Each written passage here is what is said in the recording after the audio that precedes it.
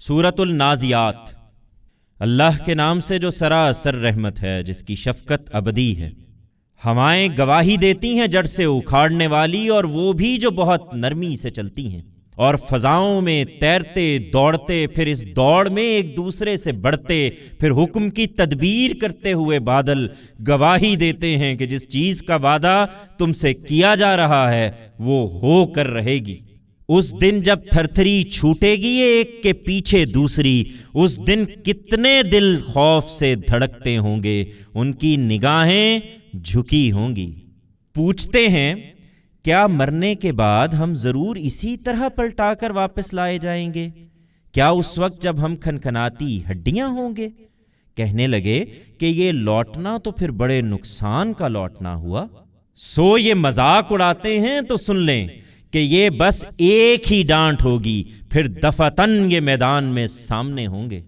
اچھا سنو، کیا موسیٰ کی سرگزشت تمہیں پہنچی ہے؟ جب اس کے پروردگار نے طوا کی مقدس وادی میں اسے پکارا کہ فرعون کے پاس جاؤ، اس نے بہت سر اٹھا لیا ہے، اور اس سے کہو کہ کیا تم میں کچھ جذبہ ہے کہ پاکیزگی کی طرف آ جاؤ، اور میں تم کو تمہارے پروردگار کی راہ دکھاؤں کہ تم اس سے ڈرو۔ پھر اس نے فرعون کے پاس جا کر اسے بڑی نشانی دکھائی، لیکن اس نے جھٹلا دیا اور نہیں مانا۔ پھر اپنی سرگرمیوں کے لیے پلٹا اور لوگوں کو اکٹھا کر کے پکارا، پھر کہا کہ تمہارا سب سے بڑا رب تو میں ہوں۔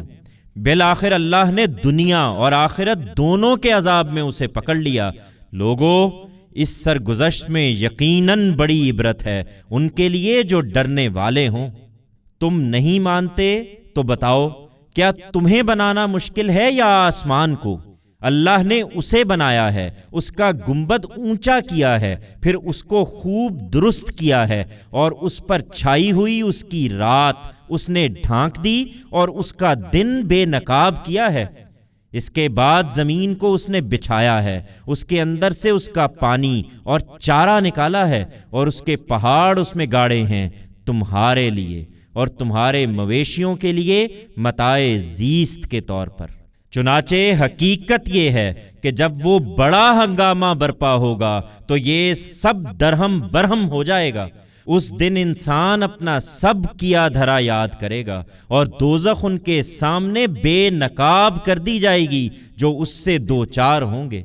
سو جس نے سرکشی اختیار کی اور دنیا کی زندگی کو ترجیح دی تو دوزخ ہی اس کا ٹھکانہ ہوگی، اور جو اپنے پروردگار کے حضور میں پیشی سے ڈرا اور اپنے نفس کو خواہشوں کی پیروی سے روکا تو بہشت ہی اس کا ٹھکانہ ہے۔